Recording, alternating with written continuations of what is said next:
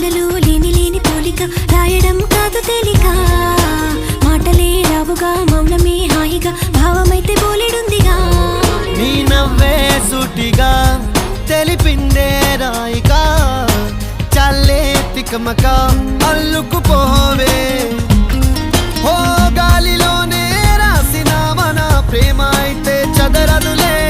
అలలాడుగున మునిగిన తీరం చేరునులే కాదలైన నీ కోసం ప్రేమ అయిన నీ కోసం లవ్ యు అయిన నీ కోసం ఇష్క్ అయిన నీ కోసం